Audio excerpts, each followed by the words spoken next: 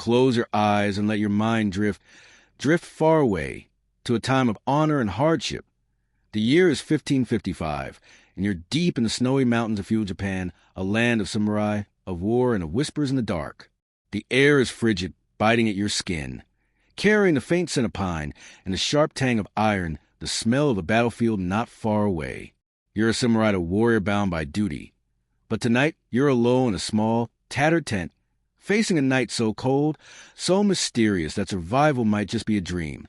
Your tent is a fragile shelter, its walls made of weathered canvas, flapping softly in the icy wind. The ground beneath you a frozen mix of dirt and snow.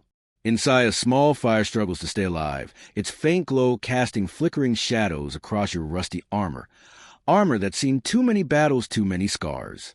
You're far from home, far from the warmth of your village, and tonight, the cold is your greatest enemy, but not your only one. There are whispers in the wind, shadows in the trees, and the weight of your duty pressing down on you, heavier than the snow outside. You've heard the tales told around campfires of samurai who didn't survive nights like this, of men frozen solid by morning, of spirits that haunt the mountains seeking vengeance or perhaps companionship. Tonight, you'll face it all, the cold, the hunger, the fear, and the mysteries that lurk in the darkness. Can you survive a freezing night inside a feudal Japanese samurai tent? Lie back. Let the chill of the past wrap around you, and let's find out together. Chapter 1.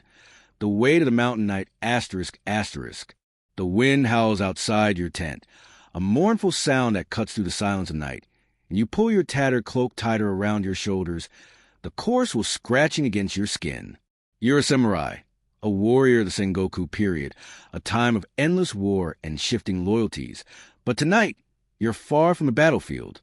You've been sent on a solitary mission by your daimyo, Lord Takeda, to scout the enemy's movements through these snowy mountains.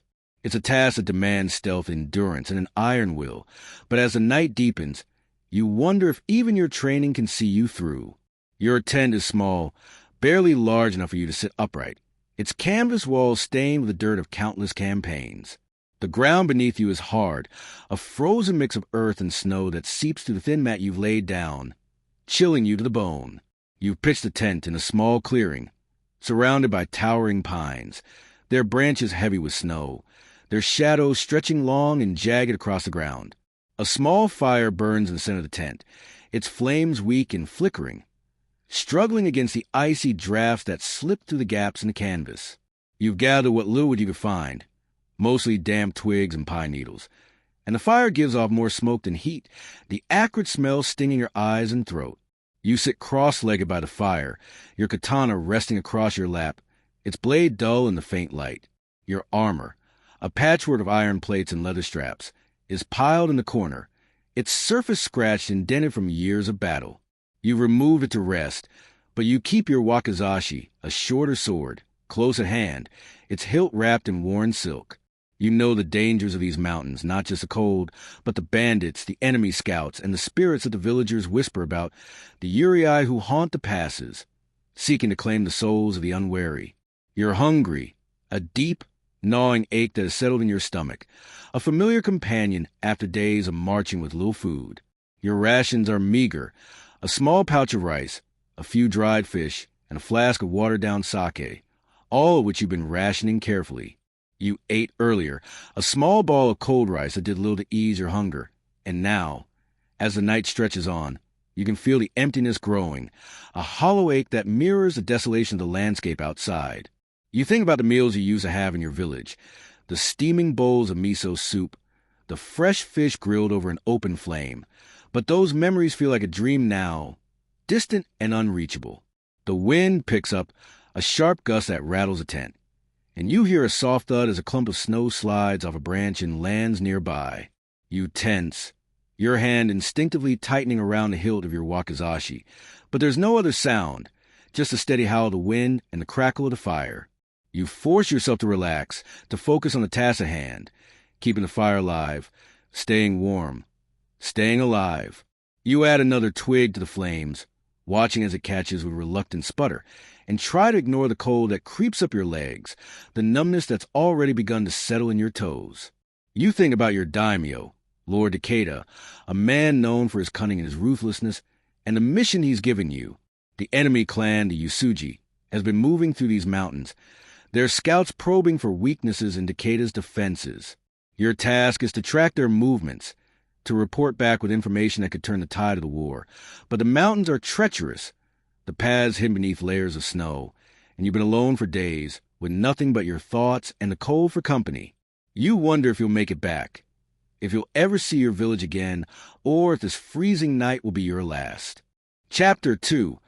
The hunger that bites deeper than the cold asterisk. The fire flickers weakly, its light barely reaching the edges of your tent, and you sit in the dim glow, your breath visible in the frigid air. The cold is relentless, seeping to the canvas walls, through your cloak, through your very skin, and you can feel it settling into your bones, a deep, aching chill that makes every movement a quiet struggle. You shift closer to the fire, hoping to capture a little more with warmth, but it's a losing battle. The flames are too small, the night too vast, and the cold too unforgiving. You're hungry, hungrier than you've been in days, and the ache in your stomach has grown into a sharp, insistent pain that keeps you awake, even as exhaustion pulls at your limbs. You reach for your small pouch of rations, your fingers stiff and clumsy in the cold, and untie the string with a slow, deliberate motion. Inside, there's a single rice ball left, wrapped in a piece of dried seaweed, its surface hard and cold to the touch. You hesitate, knowing that once you eat it, there'll be nothing left for tomorrow, but the hunger is too much to bear, and you bring the rice ball to your mouth, taking a small, careful bite. The rice is stale, gritty against your teeth, and the seaweed has a faint, salty tang that reminds you of the sea, a place you haven't seen in years. You chew slowly, savoring each bite, try to make it last, but it's gone too soon, and the emptiness in your stomach returns almost immediately, a hollow ache that gnaws at you like a living thing. You think about the dried fish, but there's only one left, and you need to save it. You don't know how much longer you'll be out here, how many more nights you'll have to endure before you can return to your clan. You take a small sip of sake from your flask, the watered-down liquid burning faintly as it slides down your throat, but it does little to warm you, little to ease the hunger. You've heard stories of samurai who starved in these mountains, their bodies found frozen in the snow, their hands still clutching their swords, and you wonder if that will be your fate, if the cold and the hunger will claim you before the enemy ever has a chance. It's a grim thought, but there's a strange, dark humor in it, and you let out a soft, bitter chuckle, the sound swallowed by the wind outside. The wind howls again, louder this time, and you hear a faint creaking as the branches above your tent bend under the weight of the snow. You glance up, half expecting to see the canvas tear, but it holds for now, though you know it's only a matter of time before the elements take their toll. The snow is falling harder now, a steady cascade that blankets the ground outside, and you can feel the temperature dropping, the air growing colder with each passing minute. You pull your cloak tighter, wrapping it around your legs, and try to focus on the fire, on the small, flickering flame that's your only source of warmth, your only lifeline in this frozen night. You think about your training, the years you spent learning the way of the samurai, the endless hours of practice with your katana, the lessons in discipline and endurance. You were taught to endure hardship, to face death with a calm heart, but nothing could prepare you for this. The bone-deep cold, the relentless hunger, the isolation of the mountains. You wonder if your daimyo knows the risks he's sent you into, if he cares whether you return, or if you're just another pawn in his endless game of war. The thought is a bitter one, and you push it aside, focusing instead on the present, on the fire, on the night that stretches out before you. Chapter 3. The shadows that move in the snow asterisk. The fire has dwindled to a handful of embers now, its warmth all but gone, and you sit in the near darkness, your breath forming small clouds in the frigid air. The cold has settled into your body like a second skin, a heavy, numbing weight that makes your movements slow and sluggish, but you can't afford a rest, not yet, not with a night still so full of danger. You add another twig to the fire, watching as it catches with a reluctant sputter, and listen to the sounds outside, the wind, the snow, the faint creaking of the trees. You hear something then, a soft crunch in the snow just beyond the tent, and your heart leaps into your throat, your hand instinctively reaching for your wakizashi. You hold your breath, straining your ears, And hear it again, a slow, deliberate step, the sound of something or someone moving through the snow. You tense, your grip tightening on the hilt of your sword, and peer through the small gap in the tent flap, your eyes searching the darkness for any sign of movement. The snow is falling heavily now, a white curtain that obscures your vision, but you catch a glimpse of shadow, a dark shape moving between the trees, and your blood runs cold. It could be an animal. You tell yourself a deer, a fox, something harmless, but deep down, you know better. These mountains are no place for harmless creatures, not in the dead of winter, not with the smell of war in the air. It could be a bandit, a desperate soul driven to thievery by hunger, or worse, an enemy scout, one of the Usuji's men, tracking you just as you're tracking them. You've heard stories of samurai ambushed in the night, their throats slit before they could even draw their swords, and you refuse to let that be your fate. You move slowly, careful not to make a sound, and position yourself near the tent flap, your wakizashi drawn and ready.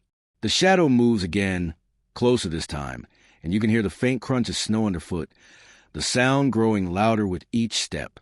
Your heart pounds in your chest, a steady drumbeat that drowns out the wind, and you brace yourself, ready to strike at a moment's notice.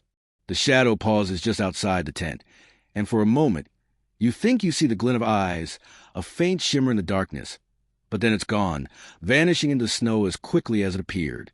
You wait, your breath held, your muscles tense, but there's no further sound, no sign of movement, and after what feels like an eternity, you let yourself relax, your body sagging with relief.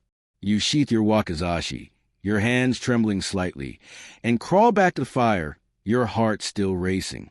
It was probably nothing, you tell yourself, just a trick of the light, a figment of your exhausted mind. But the fear lingers, a cold weight in your chest that refuses to leave. You know that the night is far from over, that the mountains hold more dangers than you can imagine, and you can only hope that you'll make it through to dawn. Chapter 4. The sickness that creeps in the cold asterisk. The fire is little more than a faint glow now, a handful of embers that offer no warmth, no comfort, and you sit in the darkness, your cloak wrapped tightly around you, your body shivering uncontrollably. The cold has taken hold, a deep, bone-chilling numbness that makes your fingers and toes ache, and you can feel the exhaustion pulling at you, a heavy weight that threatens to drag you under. But you can't sleep, not yet, not with the shadow still fresh in your mind, not with a night so full of uncertainty. You cough then, a dry, rasping sound that echoes in the small space of the tent, and the sound startles you, a reminder of the toll this journey has taken on your body. You've been coughing for days now, a persistent tickle in your throat that refuses to go away, and you can feel the sickness creeping in, a quiet, insidious presence that grows stronger with each passing hour. It's the cold, the dampness of the snow, the lack of proper food and rest, all conspiring to weaken you, to make you vulnerable in a place where vulnerability means death. You reach for your flask of sake, hoping a sip might ease the soreness in your throat, but the liquid is cold now, almost frozen, and it does little to help. You cough again, harder this time, and the sound wakes you fully, banishing any hope of sleep. You think about the samurai you've known, men who fell not to the sword but to the sickness, their bodies racked with fever, their strength sapped by the harshness of the land.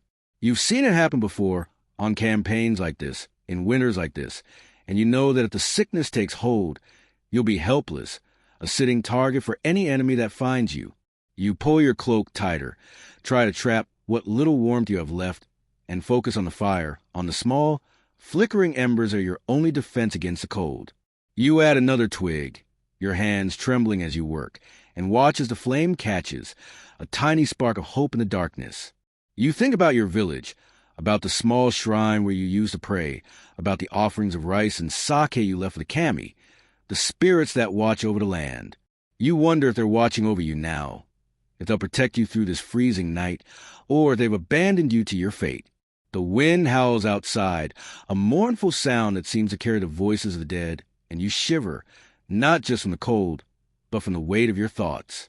You've always been a practical man, a warrior who trusts in his sword and his training, but in moments like this, alone in the mountains, it's hard not to believe in the stories, in the spirits that haunt the night. You cough again, the sound harsh and grating, and try to focus on the present, on the fire, on the task of staying alive. The night is far from over, and you know that the sickness, like the cold, is a foe you can't afford to ignore. Chapter 5. The Duty That Calls in the Dark ****. The embers glow faintly, their light casting long shadows across the canvas walls of your tent. And you sit in the near darkness, your body racked with shivers, your throat raw from coughing. The cold is a constant presence now, a heavy, oppressive force that presses down on you. But you can't let it win. Not yet, not when your mission is still unfinished.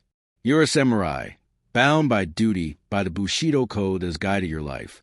And you know that your daimyo is counting on you, that the fate of your clan may rest on the information you bring back.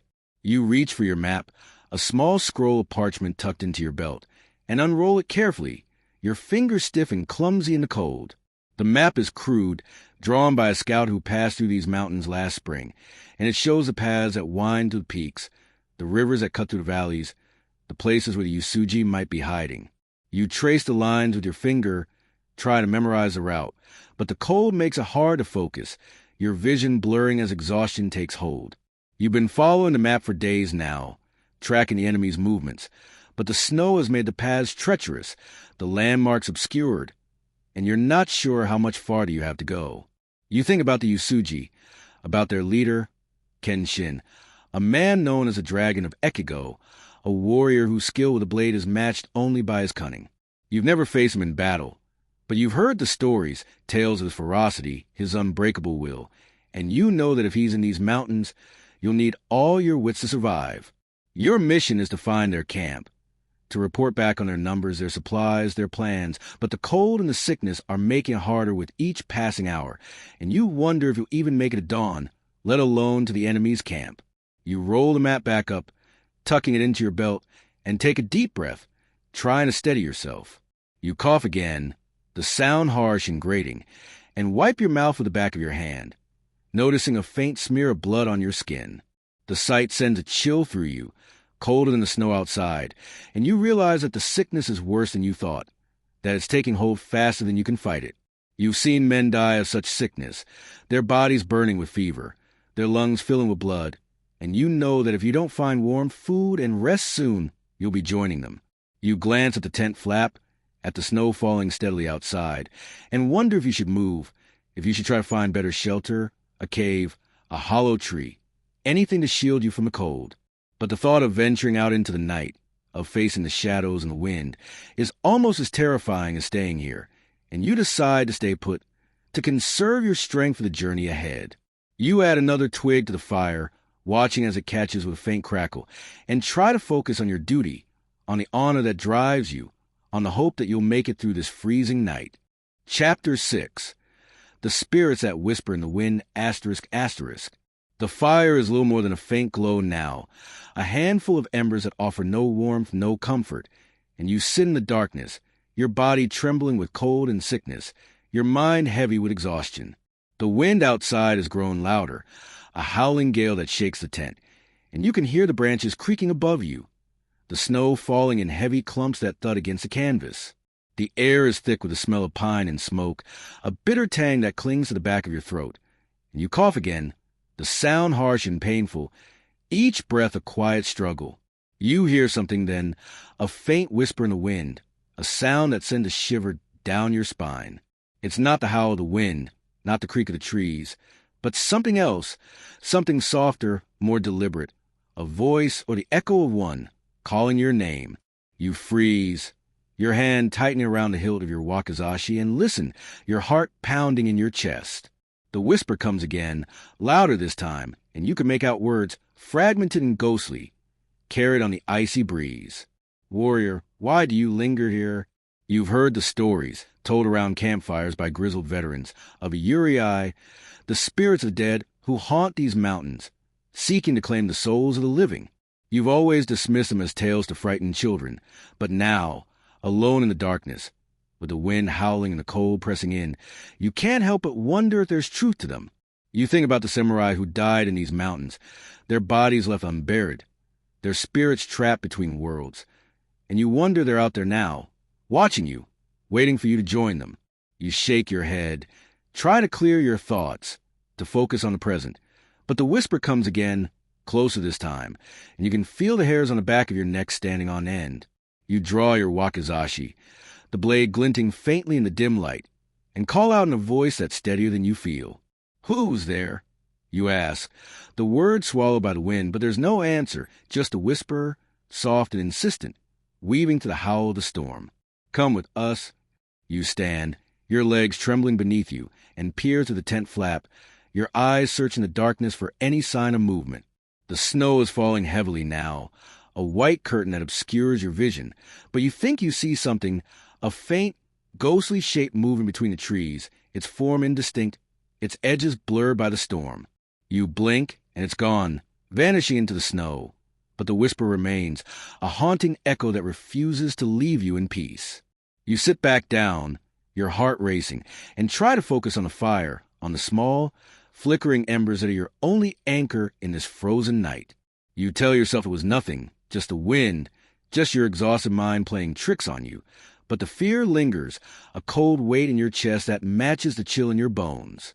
You cough again, the sound harsh and grating, and wonder if the spirits are real, if they're calling you to join them, or if this is just the sickness, the cold, the isolation, driving you to the edge of madness. Chapter 7. The memory of a warmer time ****. The wind howls outside, a relentless gale that shakes the tent, and you sit in the darkness, your body racked with shivers, your throat raw from coughing.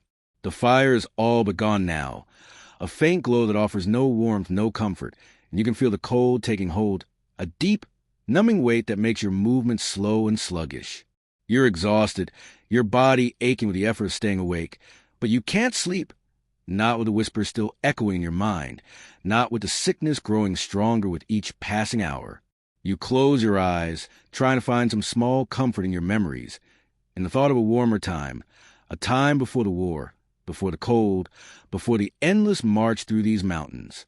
You think about your village, a small cluster of thatched roof houses nestled in a valley, surrounded by rice paddies that shimmered in the summer sun. You remember the festivals, the sound of taiko drums echoing through the air, the laughter of children as they chased each other through the streets, the smell of grilled fish and sake wafting from the stalls. You think about your family, about your wife, her gentle smile, her hands calloused from years of weaving, about your son, a boy of 6 winters, who dreamed of becoming a samurai like you. You remember the last time you saw them, the morning you left for this campaign, the way your wife pressed a small charm into your hand, a piece of jade wrapped in silk, a token to keep you safe. You reach the charm now, tucked into your belt, and run your fingers over its smooth surface, the memory of her touch a fleeting warmth in the cold of the night.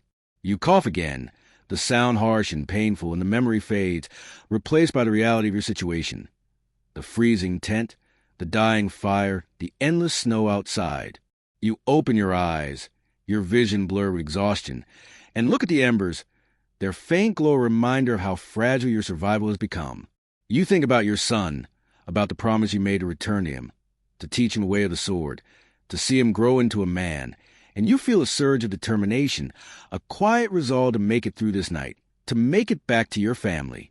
You add another twig to the fire, your hands trembling as you work, and watch as a flame catches, a tiny spark of hope in the darkness.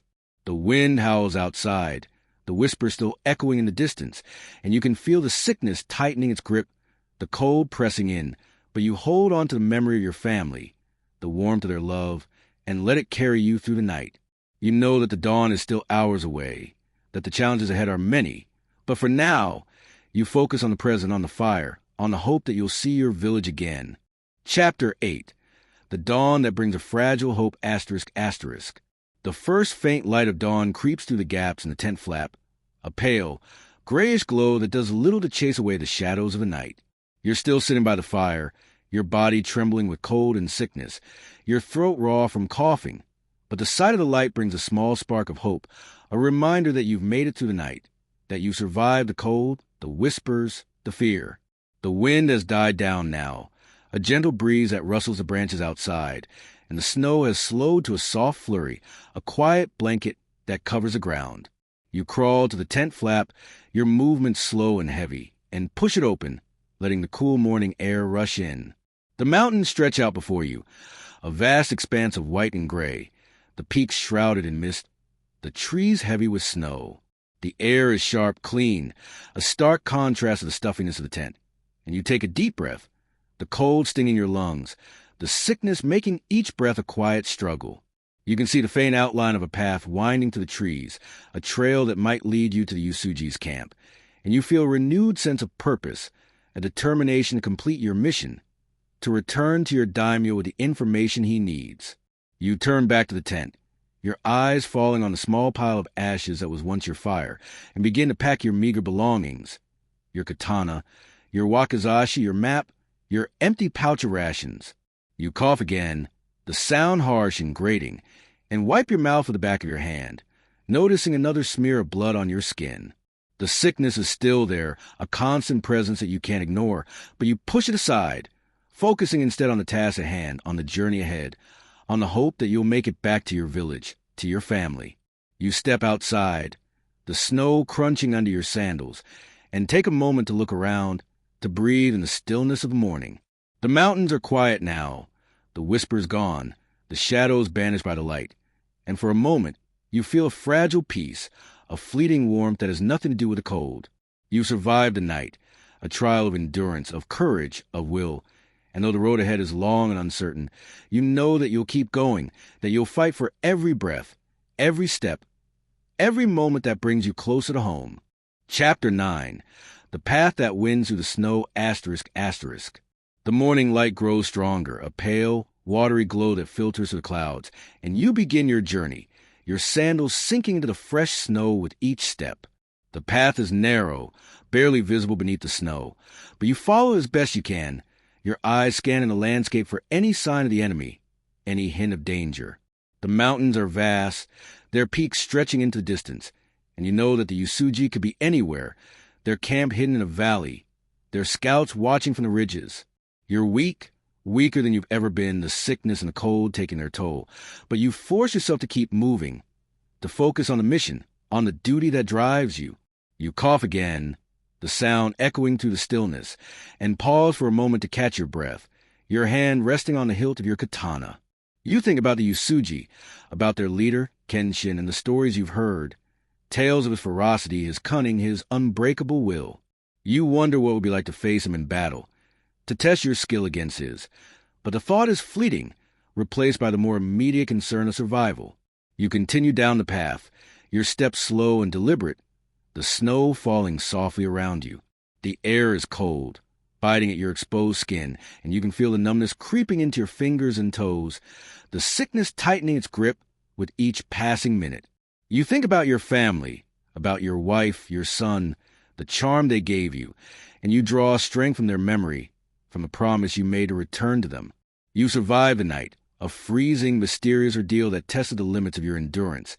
But the day is a new challenge, a new battle to be fought. You reach a small ridge, the path winding down into a valley below, and you pause, your eyes scanning the landscape. You can see a faint plume of smoke rising in the distance, a sign of a camp, a sign of life, and your heart leaps with a mix of hope and fear. It could be the Yusuji, the enemy you've been sent to find, or it could be something else, a group of bandits, a lost traveler, a trick of the light. You take a deep breath, the cold air stinging your lungs, and begin the descent, your katana drawn and ready, your mind focused on the task at hand. Chapter 10. The Smoke That Signals the End ****. The valley stretches out before you, a vast expanse of snow and rock, the faint plume of smoke rising steadily in the distance. You move carefully, your steps silent in the snow, your eyes scanning the landscape for any sign of movement, any hint of danger. The sickness is a constant presence now, a heavy weight that makes each step a struggle, but you push it aside, focusing instead on the smoke, on the hope that it might lead you to the Yusuji's camp, to the information your daimyo needs. You reach the edge of the valley, the smoke growing closer now, and you can see the faint outline of a camp, a cluster of tents, a few figures moving between them, the glint of armor in the pale light. Your heart races, a mix of fear and anticipation, and you crouch low, using the rocks and trees for cover as you approach. The figures are samurai, their armor bearing the crest of the Usuji, and you know that you found what you were looking for, that your mission is nearly complete. You watch for a long time, counting their numbers, noting their supplies, their movements, memorizing every detail you can. The sickness makes it hard to focus, your vision blurring, your cough growing worse, but you force yourself to stay alert, to gather the information you need. You think about your daimyo, about the war, about the lives that might be saved if you can get this information back to him, and you feel a surge of determination, a quiet resolve to see this through, to make it back to your clan. The day stretches on, the sun climbing higher in the sky, and you finally turn away, your mission complete, your body weak but your spirit unbroken. You begin the long journey back, the snow falling softly around you, the mountains stretching out in every direction.